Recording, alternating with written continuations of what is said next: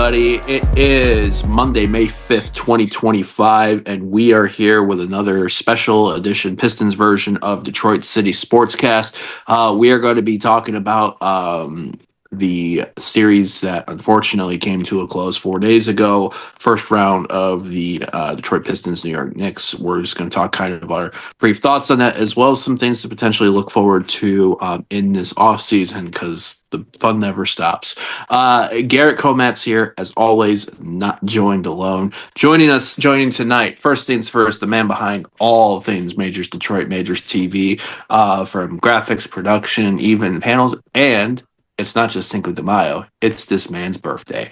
Adam Hernandez joining tonight. Another year around the sun, or you're a man, you're 41. And also joining us tonight, as always, our go-to for all things Pistons talks. Fiery attitude, can get physical. Probably would have gotten tossed a couple of times in the playoff series if he was on the court.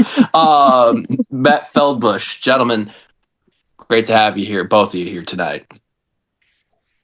I want to see. I just want to see Matt during that no call on Hardaway. I wanted to see. Oh my God! To see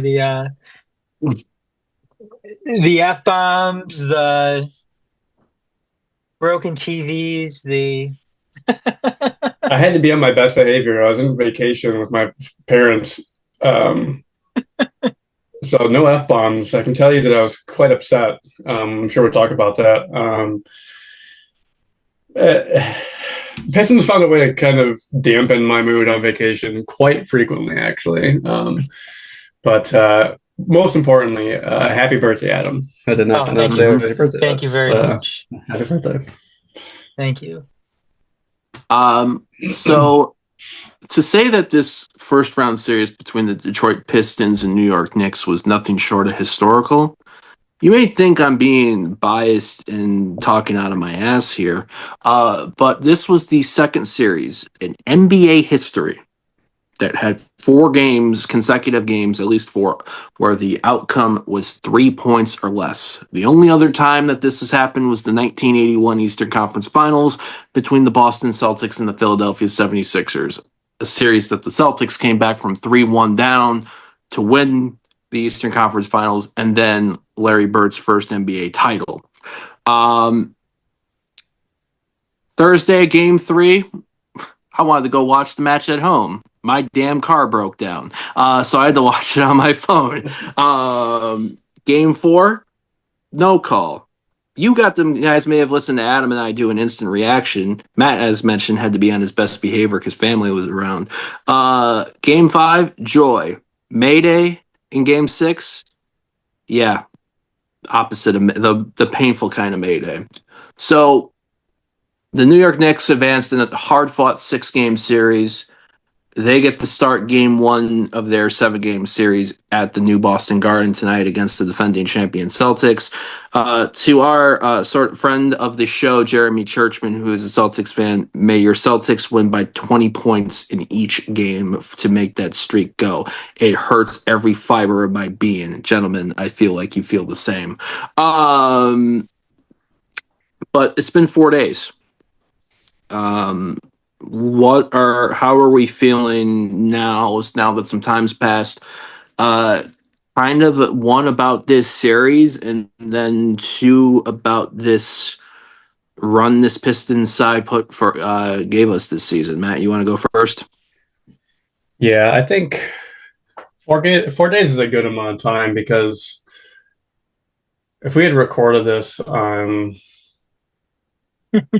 Friday. Is that the day they lost on Thursday, right? So Friday. Lost on Thursday, yeah. If we had done this on Friday, I think my tone would be different, and I'm sure your guys' moods would be different as well. I don't know how Pistons fans can watch what happened and not come away extremely pleased with how their team has kind of shaken out this year. We are the only team that ever had the worst record and then went to the playoffs. And then without our second most point getter and without one of the league's very best defenders. We took the New York Knicks, who were assembled to be a national championship winning team. And if Tom Thibodeau wasn't their coach, probably could be a national championship contending team. I don't think they can be with him as their coach. But like, we took, like you said, Garrett, to 4 straight games where where the decision was by 3 points. One of those being, again, a game that really should have gone the other way. Like, if the Pistons had won Game 6, they would have been the only team probably in history that would have had to have won 5 games in order to have moved past this series.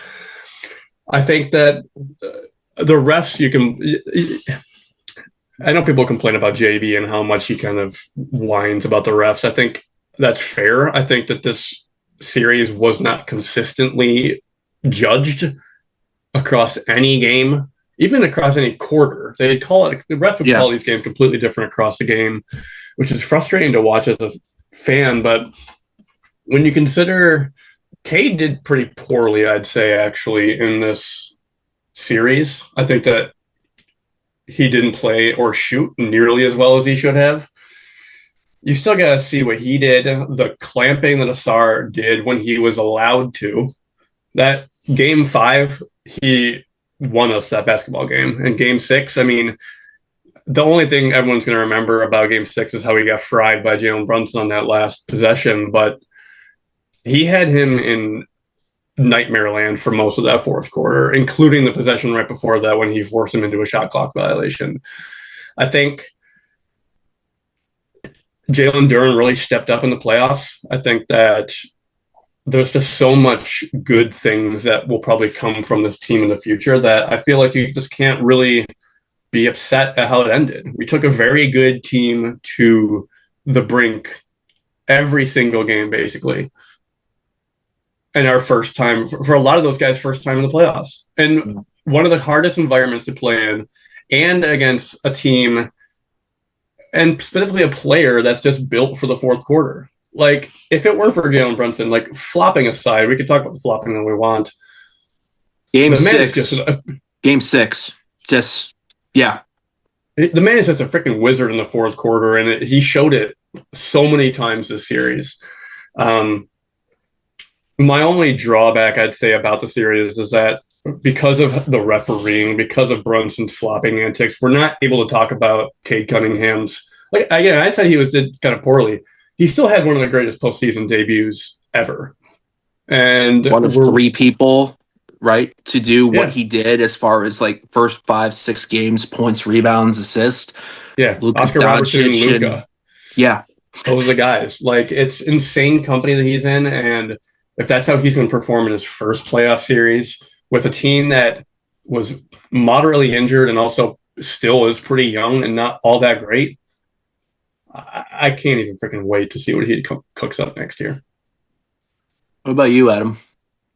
Yeah, I mean, couldn't agree more with what Matt said. I mean, especially regarding Cade. I mean, and that's the scary thing about it. If you are anybody else in the East right now, looking at the series that Cade had and knowing that that wasn't his best series, knowing that he can be better, it's a scary feeling. It's a great feeling if you're a Pistons fan. It's a scary feeling if you're anybody else in the Eastern Conference right now. But I mean, coming away from this, I will say this, that the way that I'm looking at it is that, and like Matt said, Pistons were without arguably their second best player in Jaden Ivey.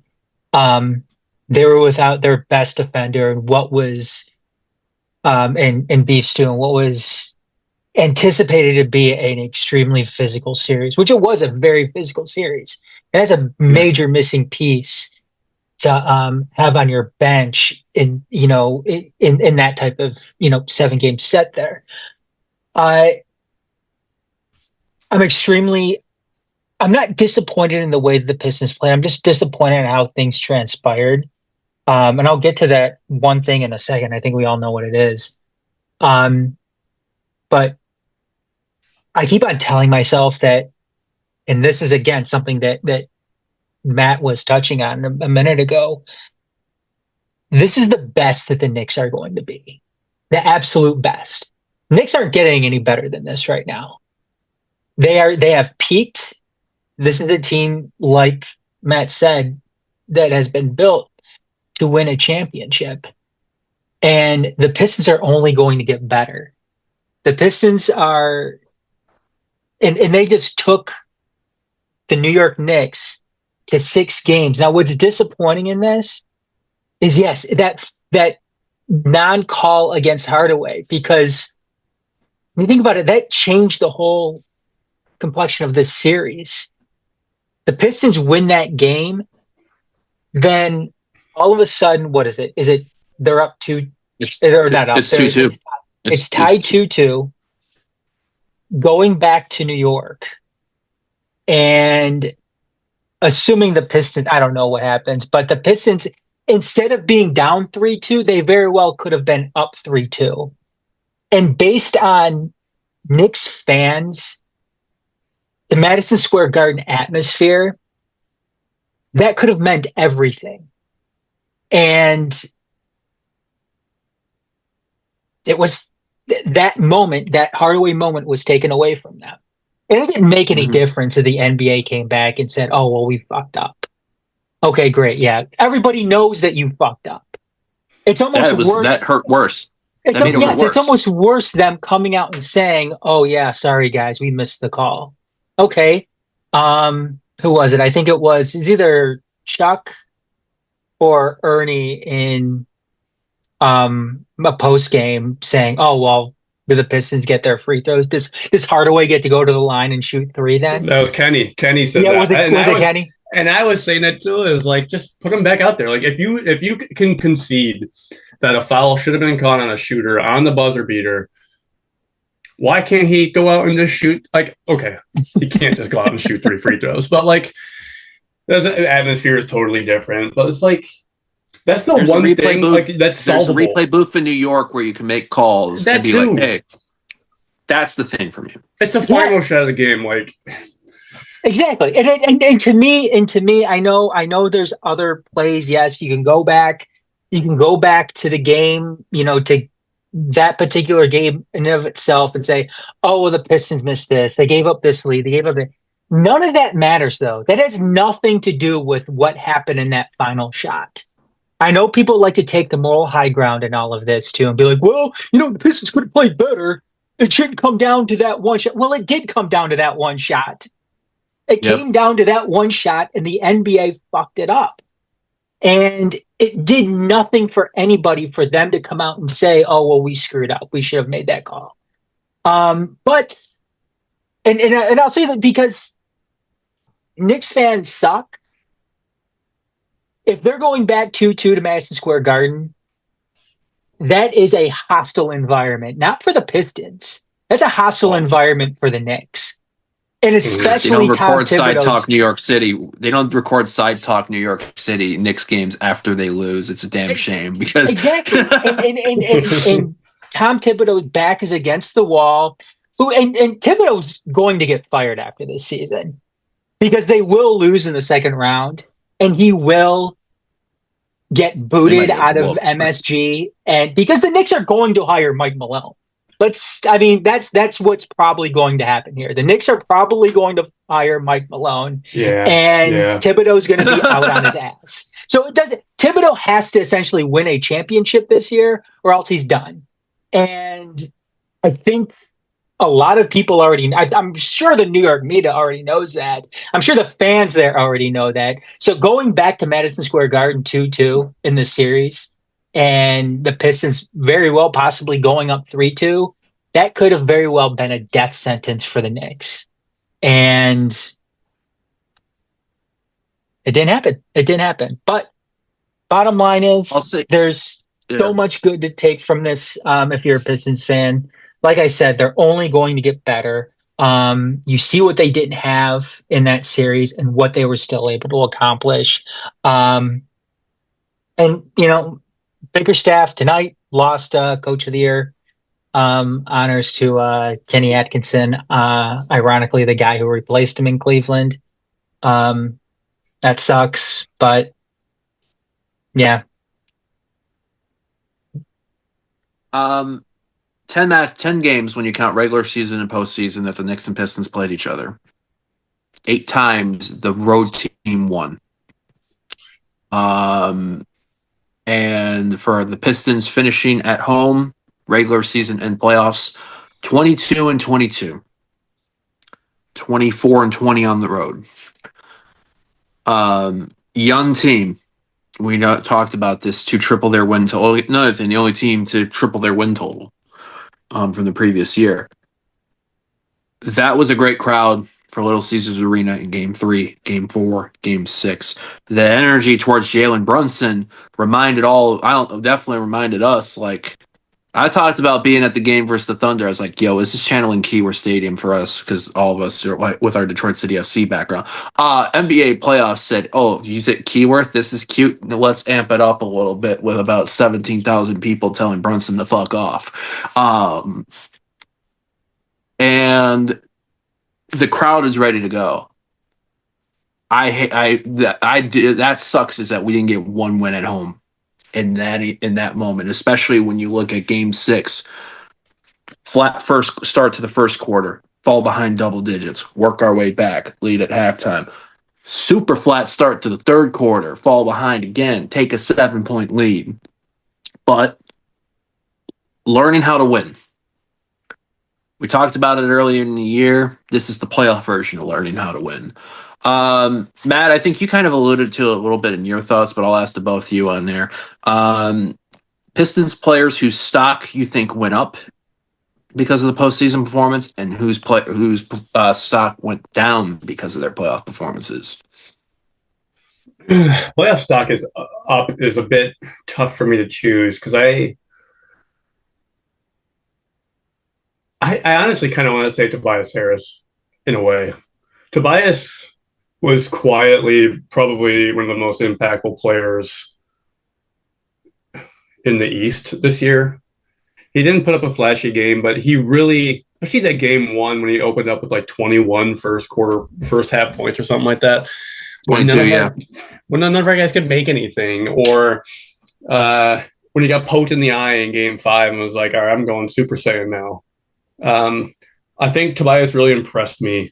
I want to say JD as well. I think that he really could have shrunk in the moment. I think it was kind of favorable, usually only going against Cat and Josh Hart.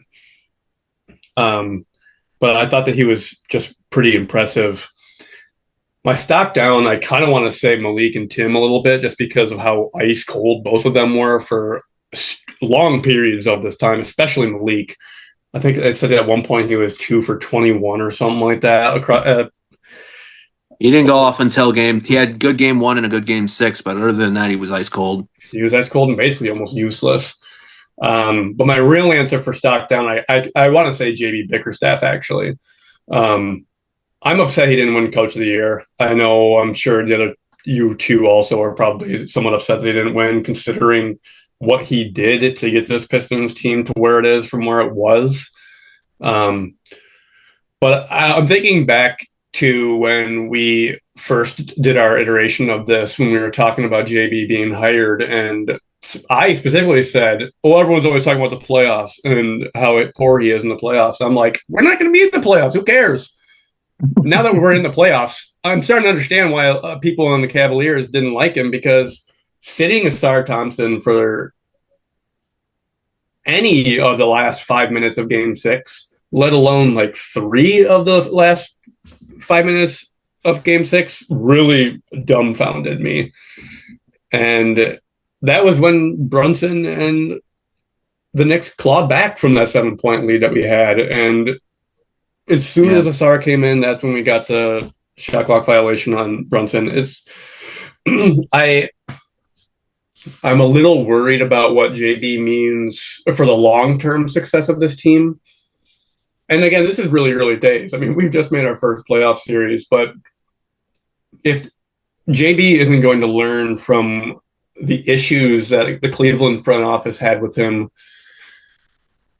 I'm worried that we're going to run into those same things down the road, and whether or not we can concede that he's a fantastic culture guy, and especially a defensive kind of mindset guy. That really is what set him apart, I think, from a lot of the other coaches up for Coach of the Year, is what he did in terms of setting an identity for the Detroit Pistons that we just had none of for a long time. And I don't know that he's a gateway coach or like a stepping stone coach to someone greater. Who knows who will be fired in 2 years from now? It could be freaking anybody. But I'm a little worried about his skills as a coach in the playoff, considering his lack of success previously. But I only say stock down because I feel like overall our guys did what we asked them to. And so I think that JB just needs to figure out a bit more of how to best to use his guys when they're available to him. So I don't know if any of those are cop-out answers, but I'm not super positive about there being stock down guys too much, really, besides our vets and our coach. I think overall our guys did a pretty solid job. What about you, Adam? Yeah, I mean, it's one of those things where, I mean, considering where they were last year, even how this season started. I mean, they didn't start the season very well.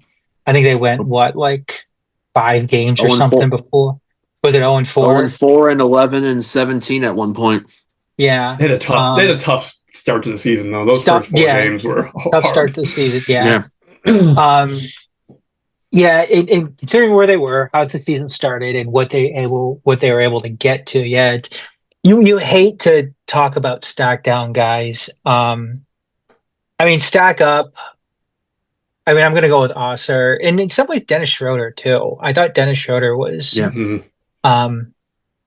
pretty decent in this series, and a guy too that the Pistons are front office. I mean, if you're Trajan Langdon, you're probably having some serious considerations about bringing him back next year. I agree with Matt on his stock down as far as Beasley goes. I still think the Pistons bring him back, though. I don't think they bring back Tim Hardaway. I have to figure that there's some type of upgrade out there. I haven't looked at free agent lists or anything like that. I know it's not the greatest, but I'm hoping that there's something better out there for them. Interesting. We'll go into that a little bit. I'll name like what's the contract situations. Interesting about JB as well. My question is if he is a stepping stone guy, because it seems like that's what he was in Cleveland with them bringing on Kenny Atkinson and them, winning 60 games for the first time in I don't know how many years.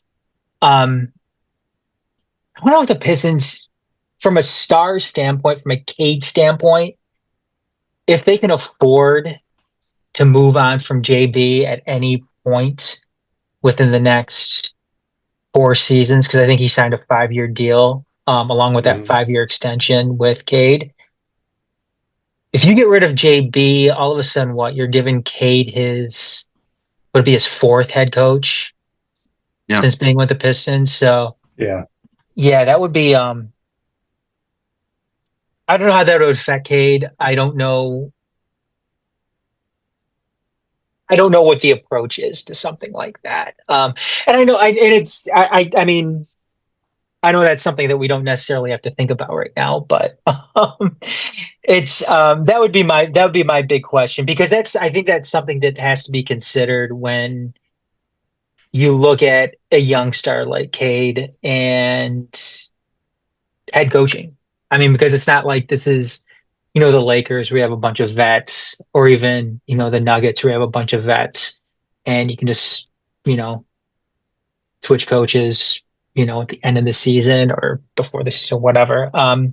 So I don't know. I mean, it's an interesting concept, and again, I can see why Cleveland perhaps moved on from him as well. But that would be my question: is what type of effect would that have on Cade having his 4th head coach?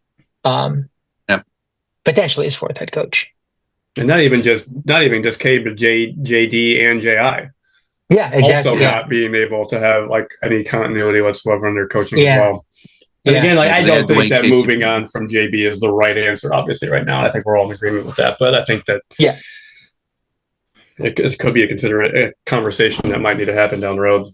But yeah, it is something to happen, to have down the road. Because we know the shelf lives that are professional head coaches now, and in any really of the four major sports. I think NFL head coaches. I think if you're able to stay with one team for 5 years in the NFL, then that's quite a tenure. I don't know what the case is with the NBA, but I could only assume it seems like these teams, go through coaches. Playoff teams are firing coaches before a season ends with like 2 weeks to go. Exactly. Look what Denver did. Look what Denver did. I mean, Memphis too. Yeah, Memphis too. Yeah. I mean, it's crazy. So, yeah. Uptick for me, players that impressed me, I think, in the playoffs. I agree on Osser. Dennis Schroeder, because I felt like adrenaline, especially at home, was maybe fueling these boys a little bit too much. Dennis Schroeder was a calming influence, I thought, in the playoffs. That 3, when it was tied in game 2 after we gave up the lead, to get back the lead and put this game away, was like, okay, that's why you make that move in the winter to bring them in at the deadline. It created an interesting dynamic in the offseason when we go into it. Paul Reed's another guy, limited minutes when he came in, played a bit more than maybe I think what JB was intending to because of the right knee inflammation of Isaiah Stewart. Didn't get you a lot in the points, but he gave you effort. He gave you rebounding. He able to take some minutes off of Jalen Duren, who really put a lot of work in. This was the first time you got to see JD play in that many minutes. I think 35 plus from game 2 onward. And JD's going to be my 3 just because he got asked the situation. Somebody that I don't consider the greatest foul shooter, relatively clutch for the most part. Other than at the very end of game 6, but he had made the previous, 7 or whatever his numbers were as a high total. I would say stock down. I mean, I hate to give Malik Beasley that, but when you look at how high consistent Malik Beasley was during the regular season and starting game 1, the worst time to have this crunch is this moment because you lose basically your X factor. And you have to adapt another way. And I'm curious to see what that does in the offseason and if that changes the negotiating table. And THJ, I mean, when THJ was on in this postseason, he was on. But then he goose-egged in game 2. And we won in game 2, thankfully, because of that, despite that. So, I mean, it is what it is on that. Yeah, I mean, the Pistons have always... I mean, this is, I'm assuming, with the case with any championship caliber team, but you need that 6th man. I mean, even the Pistons championship teams of the past, you've had that 6th man. Even the ones where they've gotten close. I mean, Antonio McDyess, Memento Core, Mike James. Eddie Johnson in the back days, Aguirre, Rodman, and Sally. Yeah, I mean, you've had those guys. I mean, and Malik Beasley, not being able to, not finding that touch consistently in the first round, given how close these games were, I mean, that could have also been the difference as well. He makes 2 threes a game more than he did.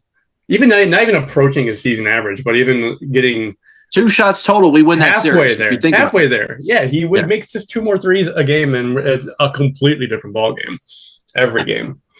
I don't want to call this a stock down because I don't want to punish the guy for getting injured, but it sucks not having Jaden Ivey out there. Not so much just for the skill, but for the experience. Getting a young guy playoff experience on the court it sucks that he wasn't able. I mean, good or bad. It sucks he wasn't able to be out there, with, Cade and Osser and, JD. Even Ron Holland with getting some playoff minutes, Yeah, being able to run. Yeah, absolutely. I mean that sucks. That sucks. And yeah, you just gotta, look towards next season with that, and hopefully he gets it then. And honestly, I hate it also for Beast too, for having been with this team for all of the bad shit, and then he's not even able to actually finally experience the playoffs in his first time. Mm-hmm. And I think Beast Stew at LCA Game 6 would have fed families. It just would have been perfect that if he had been able to come back. Reverse Willis Reed to the Knicks. That's all I'm going to say. From 55 years ago, they get their karma for Willis Reed Game 7 of the NBA Finals against the Lakers.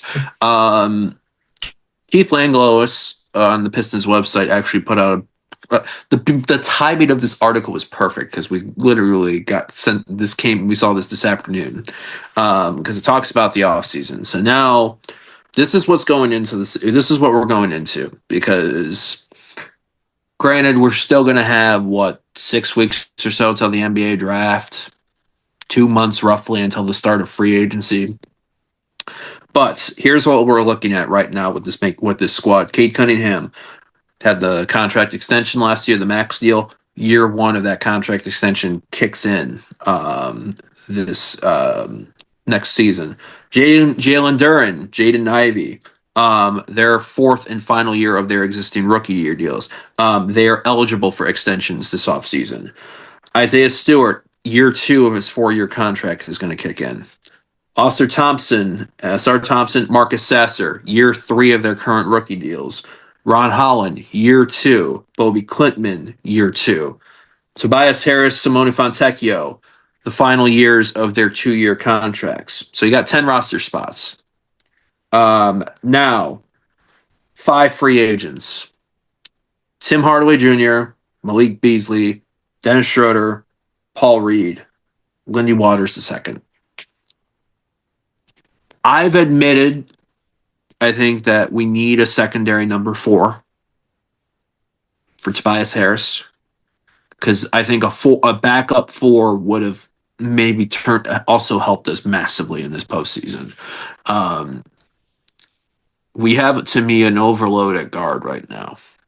But what of the 5 free agents that are named off, THJ, Beasley, Schroeder, Lindy Waters, Paul Reed, rank them from who you'd want back. And do you see anyone that's already guaranteed to come back maybe become a move to fill a piece?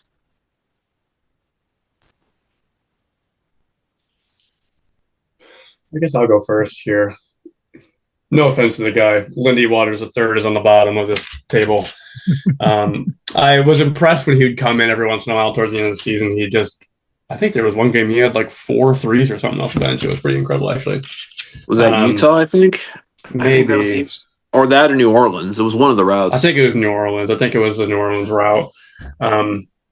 B-Ball Paul, I love the guy. I was actually considering putting Reed over Hayes on my number 7 blue jersey that I have.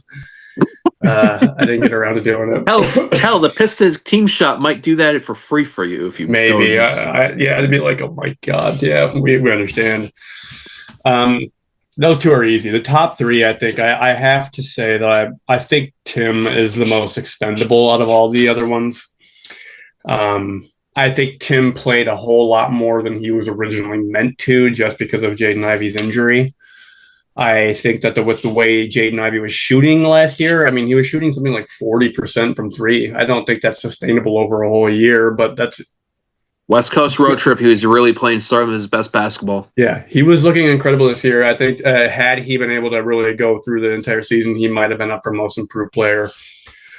So when you consider that Ivey is ideally injected back into the starting lineup, and obviously with Malik Beasley, you're not going to be able to get him for $6 million. He's going to command a lot more money because other people are going to have seen what he did this year. And he really wants to be in Detroit, so I'm wondering if maybe he'll take a pay cut in order to stay with Detroit, considering how much he loves it here and how much the culture seems to have been improved from him. I think that's a no-brainer, but I think Schroeder is really a quiet need for us. I like Marcus Sasser. He is not a point guard, really. He's a small shooting guard, and I think that's why he struggled a lot last year. I mean, amongst other reasons, coaching being obviously one of them last year. But I think that having Schroeder as that secondary playmaker off the bench and also to have in crunch time was invaluable for this team. Like you mentioned, the clutch 3 in game 2, he had clutch just second halves, I felt like, in the series overall. I got to think Malik and Schroeder are the two guys that Trajan should be focusing his entire attention on from the free agent class that we have right now. What about you, Adam? Yeah, I agree. I think what worries me about Beasley is just some team coming out and offering him some ridiculous contract that, the Pistons have no business, matching or, Joe Dumars and Troy Weaver and New Orleans Pelicans come in offering him $20 million a year. Yeah, it's going to be something like that probably, lures him away from Detroit. I'm saying it's going to happen, but it's just, it would suck if something like that were to happen. And that's why, maybe there's some silver lining to him not having a good playoff. It's because maybe that value goes down a little bit. And, because I don't know. I think on a young team, I think he has more value here than anywhere else. Schroeder, I also agree with too. He would be my number 2 on that list. In terms of guys that I'd love for Langdon to bring back. And yeah, Hardaway's probably my 3 there. Like I said, I think. I mean, I wouldn't be upset if they were to bring him back. But like you said, Garrett, I mean, there is, that logjam at the guard position and he is expendable in that sense, especially with Jaden Ivey coming back. So that'd be my top 3 with Beasley and Schroeder, topping out that list. Nothing against Reed, nothing against Lindy Waters. Solid guys, it seems like, but yeah, not going to shed a tear when they're not brought back next year. This is where I feel like when I think of the Troy Weaver version of assembling a Pistons team on there, and I really feel like this would have been a group or a squad where I would have loved a Marvin Bagley over the year of the Dwayne Casey year and the Monty Williams year, of the way the guards and the speed and everything roll out and be able to shift. I'd rank the 5 free agents. Lindy from like I would like to see come back the least to the most. So 5 being the least. Lindy Waters. I think it's just the problem is there's so much of an overload. I think the dude deserves an opportunity to get minutes, regular minutes, and be able to play. Unfortunately, I don't think it's going to be here. And if he shines so much on there and he gets an opportunity to get moved, like I don't know, like I feel like. I wouldn't say Portland because Portland's developing a really good young crop of existing players on that team right now, which what Chauncey's doing there. But I would say something like a Utah or a New Orleans or even a Charlotte. That might be a good place for him to go on that. Then number 4, I would go Paul Reed. Again, logjam minutes. Even if he doesn't get a starting spot, 25 a game as opposed to the, here and there. THJ 3. I think THJ was needed this year because of veteran leadership.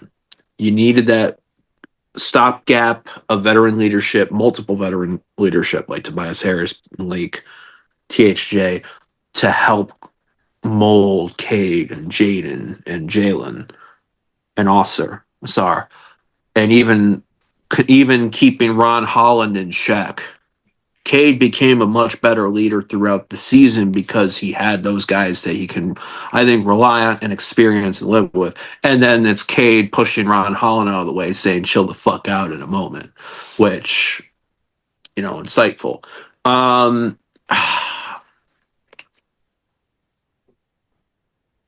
If Dennis Schroeder comes back, I think Marcus Sasser gets moved in the offseason. And I think that might be the key. Marcus Sasser might become the key, the piece that we unfortunately need to move to get us that second number 4, that second player for that Tobias role. Which I love Marcus Sasser. I love a lot of how Marcus Sasser plays the game. But again, we have a logjam right now. And I would bring Dennis Schroeder back if you can. And it's, like I said, if Schroeder comes back, I think Sasser gets moved. But I would bring Schroeder back. And I think Malik Beasley, despite the rough postseason, Malik Beasley's a culture guy. Malik Beasley's he's committed to, hold on a minute. I just actually got a call in there, boom. I took a call. No, a college roommate just called me for a minute. I'm like, no. So Malik Beasley's a culture guy. I would bring him back. His mom's from here. He wants to play. He says this is the most important thing. That's the type of guy you find a way to bring back. Like he'll take a little less money, and you might be like, what do we need to do? So his mom's and from I would here too. say That might be the key. I mean, if his mom Yeah, goes up to him and says, "Hey, you're not going anywhere. You're staying here." not only that too, this was his summer. This was where he resided in the summer, like growing he up. said I read that Players Tribune thing. I'm pretty sure he grew up not very far from where I'm currently at right now. So he was at the Oak Park Taco Bell, I think, or Steak or Savvy Sliders not too long ago, handing out food. So, Did you find any of his shoes, Matt? No. No. So I think, and I think I would look at it like I look at of the 10 that we've already announced coming back. I think Marcus Sasser, I think Simone Fontecchio. I think that's another piece that you can move. Get him out of here. He was not good this year compared to what he did for us last year, unfortunately. Jaden Ivey deserves a full year, and I know a lot of people are like, "Oh, you could potentially move Ivey." It's like, yeah, we won 30 games at the end of the year when Ivey was hurt, which is kind of shocking in a way. But that was also Ivey doesn't get hurt. We also don't bring in Dennis Schroeder. I think people need to realize too, because it seems like people are so ready to move Ivy for a number 2 for Cade. You're not just moving Ivy if you're looking for, some big name for Cade. No, you're moving Ivy. You're moving Ivy plus other pieces. Yeah, you're moving Ivy, Sasser, Tech, and draft picks. Tobias probably, yeah. I think also before we move on, also the Ivy and Asar were never able to play together too. Those two really complement each other, I think, very well. Not only because of their speed, but like the game also came back. Ivy got hurt. Yeah, Jaden Ivey is not a great defender. Asar can make up for that. Asar is not a great shooter. Ivy can make up for that. I think those two guys together on the court would be insane basketball. They complement each other. Four athletes on the court with Cade, Ivy, Asar, and Duran. Yeah. And that are athletic and can stretch the court out. Yeah, I'm interested. I'm very intrigued, and everybody else should be too, and how that would look. I had this thought, and I don't know if they would do it. Do you see them maybe giving Bobby Clintman more minutes to get into that number 2 role, number 2-4? And he might be the number. We may have the number 2-4. He just didn't get the minutes this year. I'm not sure. He's only 6'9". Isn't Tobias like 6'8", 6'9"? Yeah, which is why I feel like we need someone taller. I mean, if Beast's off the bench and we have our secondary four on the court, I'd rather him be more than 1 inch taller than Beef. Obviously, that's a dream, but I'm curious where we go with Bobby, however you pronounce it. I'm curious what the goal is here. Like, people seem really hot on him, but he never played. And he didn't. I went to a G League. I went to a Cruise game, and he didn't look that great either. I was way more impressed by Tolu and Ron Harper Jr., who I think set the Motor City Cruise record for most threes made with like 9. He was electric in that game. Tolo had a great final game, regular season game in Milwaukee too. Tolo reminded me of great because you can just it's old school basketball, put the ball in the paint and have Tolo bump and then make his move. Yeah. That's where I'm wondering, because I feel like I'm selfishly loving it, but it seems to be seeing more the mid-range game return in the NBA. I'm a sucker for a great mid-range game. That's why I think I love Cade so much in there too, because Cade was just popping mid-range shots so well easily on there too. And I feel like a good four gives you that ability to, because this team could beat people up in the paint when we wanted to. Won a lot of the points in the paint battles at the end of the regular season. That might be the style. I'm very curious, because also I feel like there's going to be, it seemed like the demand from what you guys saw online, did it seem like the physicality of this series, that it gravitated more people to checking this series out, more so than people bitching about the physicality. And it makes me wonder if this is going to encourage the NBA to, I'm not saying bring back hand checking, but physicality, or do something about, whether it's, I've heard people talk about pushing the 3-point line back, or maybe cutting it off on the sides. I'm curious about all that. Like, is this a catalyst towards the league trying to attempt something? Or is it just in the hands of officials who can't seem to make up their mind every single damn game? I think it's that. I really do. I don't know that this series or this playoffs or anything is going to be a catalyst of any sort. It'd be nice. I think that, again, I reiterate that Pistons playing the Knicks was probably one of the best things that could have happened to them because of the national television time that they got, as opposed to being on ESPNU like they might have been if they'd have been playing the freaking Pacers.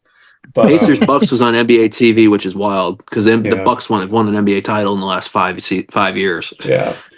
So I think people were checking out the Pistons more because of that. I don't know that the increased amount of physicality that was allowed in this series will really change anything, unfortunately. I just feel like the NBA has found how it wants to be marketed, and it's not interested in really doing much else to promote the way the sport is going, really. What about you, Adam? Sorry, I was repeat the question again. The physicality of the Pistons Knicks, which we enjoyed for a vintage feel, and seemed like went over more it was more people enjoying that when you look at online and presence, as opposed to hating the physicality. Do you see that as essentially, along with some other things, maybe the NBA shifting to allowing more physicality in the defensive game, when rules, because they always will announce some updates to rules going into the next season? I mean, it's hard to say. I mean, it always seems like the NBA. I mean, the NBA, especially right now, it seems like it's working backwards. I mean, they should. I mean, because it's like home runs in baseball. People like it, and anything Major League Baseball can do to make the game more offensive minded, people are going to like. Same thing in the NBA. People like physicality. People like physicality in hockey. People like physicality in basketball.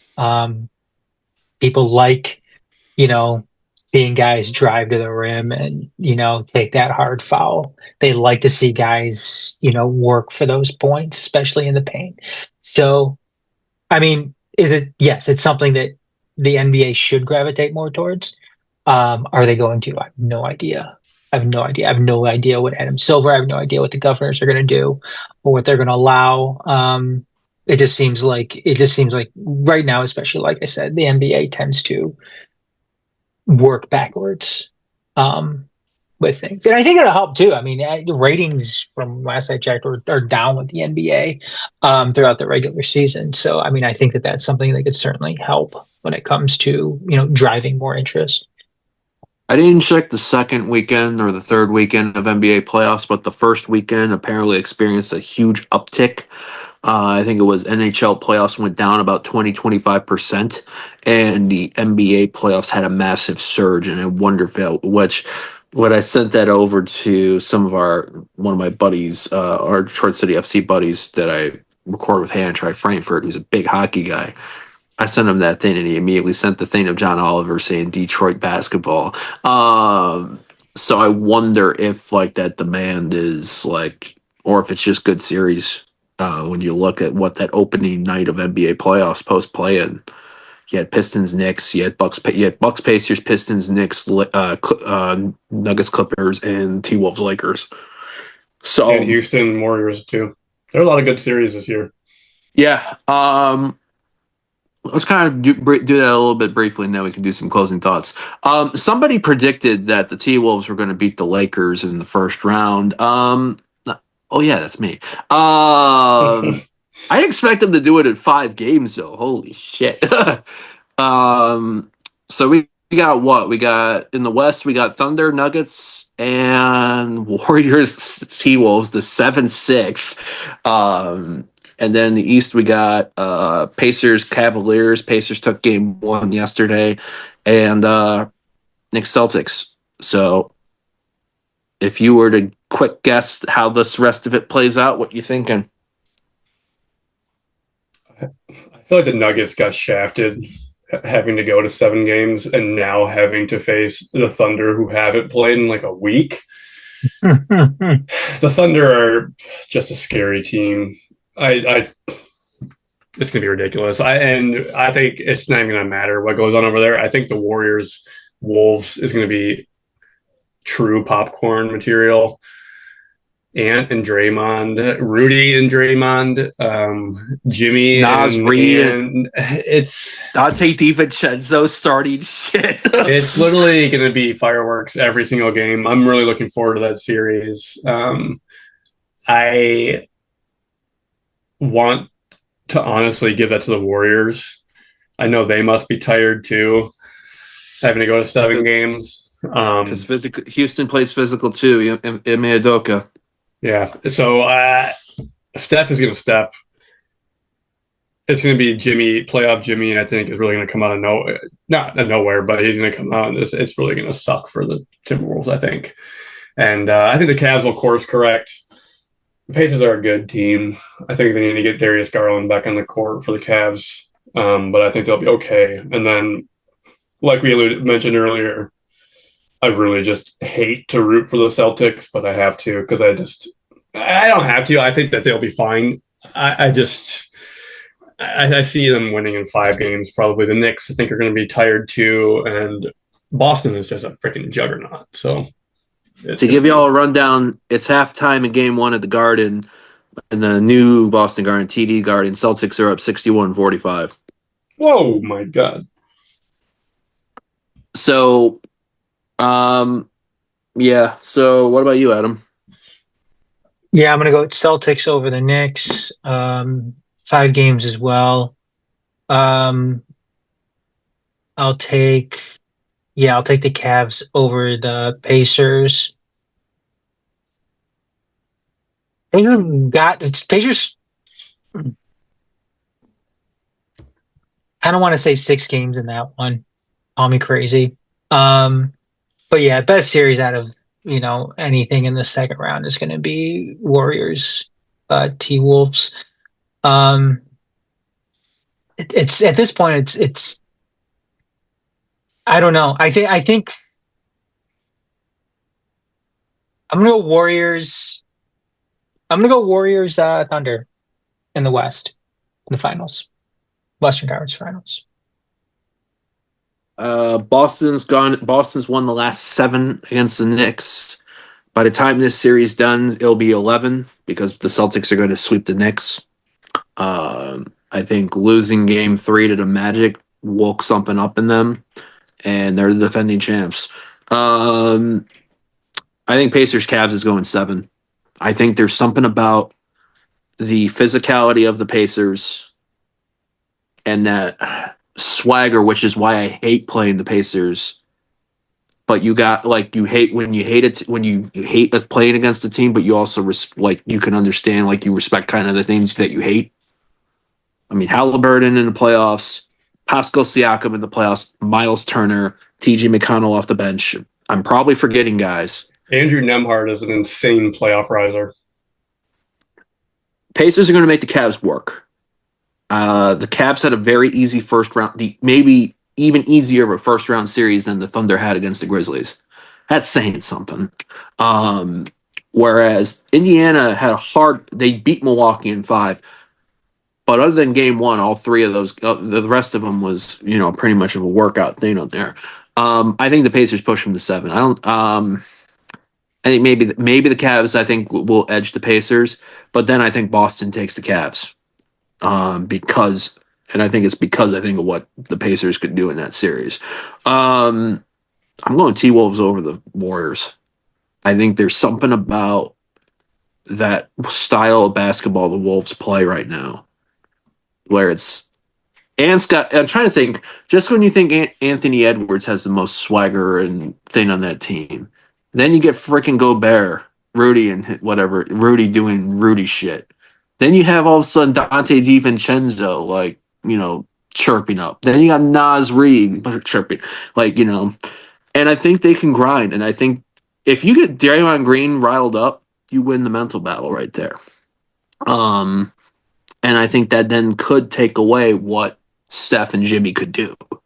I think that goes 7. I think it'll go. I think as that. If you're an NBA market, if you are an NBA front office league exec, and you want Warriors Timberwolves to go 7 games, and then I hope the Nuggets push the Thunder to the 7. I'm trying to decide who flopped, who annoyed me flopping more, SGA that 1 game or Brunson for 5.5. Brunson right now over SGA, but it's so fucking close. The Thunder should beat the Nuggets, but I think, it all depends on Jamal Murray, really, for the Nuggets. Mm-hmm. Jamal Murray's hot. He pushes that series because Jokic can't do it alone. I mean, that'll be the true thing. Last thing on here, is Giannis done with Milwaukee? Yes.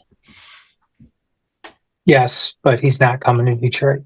He's not coming to Detroit. He's not coming to Detroit. He would kill our contract, our thing on here. I genuinely don't know that we could afford what Kate is going to be getting and what Giannis gets. Like, just those 2 alone. Like, I don't know that we have enough money for that. Like, maybe if you didn't have to throw $65 million to a coach for how many years is left on that money deal that we have to pay out. That's at least just Gores and not on our cap space, but still, like, it's such insane wishful thinking. We're back to regular Detroit offseason at this point, but we're already talking Giannis on the Pistons. I can't, it's wild sitting here on May 5th, on Adam Hernandez's birthday, that we are talking with joy about a Pistons offseason because we haven't even discussed the draft because it literally doesn't matter for the first time in who knows how long. Yeah. They might have a better draft because they might have a better fucking draft because it doesn't matter. Yeah. No pressure. No stress. There's no stress. We might lay the diamond. Yeah. I want them to trade the pick. Get rid of the pick. You don't need, you need how you get a stud? Point. Is that how No, you get because- set? You No, trade a because pick we're to the Pistons picking at. 37. Yeah, it's gonna be a bullshit pick. It's toss up, yeah. Yeah. Also, I was listening to Bobby Marks from ESPN talk before we hopped on this call. Apparently, the Pistons have like 15 second round picks right now that they can trade. It's crazy. Get rid of them. Start shipping them out. Mhm. All I'm just saying is a lot could happen in the 6 weeks or so until the NBA draft, 7 weeks, whatever the fuck it is. Detroit basketball. Adam, you said this in our instant thought, instant reaction episode last weekend. Detroit basketball is indeed back. It is alive. It is well. Final Countdown's playing again. It's pumping. Crowds are pumping. God, it feels so fucking good. Matt, we could talk for the next 3 hours, but let's not do that. Where can folks find you / borderline want to fight you online for your takes? If you want to fight me, feel free to on at Matt Feldbush on Twitter. I believe it's at Matt Feldbush at .bluesky .social, however that works. I don't use Blue Sky though, so don't. If you try to fight me there, you're going to be fighting to the void. You're better off going on Twitter and just adding me directly because I will see it and I will get upset.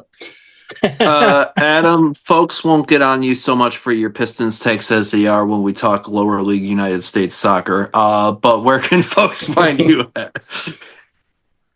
Yeah, I really took it for those maxi takes. Vindicated is all I'm saying. Vindicated. Washed. He's washed. Yeah, find me at TMSNX Adam on Twitter and Blue Sky. Also, check out the majors, Detroit, the majorsports.com on the web, at TMSNX Detroit on Twitter, Blue Sky, Facebook, Instagram. And make sure you subscribe and like our videos on YouTube, youtube.com/majorstv, and subscribe and leave a 5-star review on any major podcasting platform, Spotify, Apple Podcast, so on and so forth. Damn right. You can find me Twitter, Instagram, Discord at GM Comats, and on Blue Sky at gmcomats.bsky.social. We will keep everybody in the loop if there is anything new, fresh, hot, exciting off the presses with these Detroit Pistons in this off season, both on the court and off the court, because style is also winning too. We didn't even talk about postseason threads. That might be something we could talk about down on another time. When we gather in the summer, who knows? Based on we got WNBA season starting really, really soon. Hopefully we get to hear some news about the return, maybe one day, hope or future return about the Detroit Shock. If that happens, we'll also talk about that too. But yeah. It's fun times. What was a painful end to an otherwise fantastic season has us looking forward to an off season for the first time in almost a decade. So let the joy continue. For Matt Feldbush, for Adam Hernandez, and Garrett Comas, thanks everybody for checking out another edition Pistons Special Detroit City Sportscast. Have a great evening, and until next time, we're leaving together. Final countdown, boys.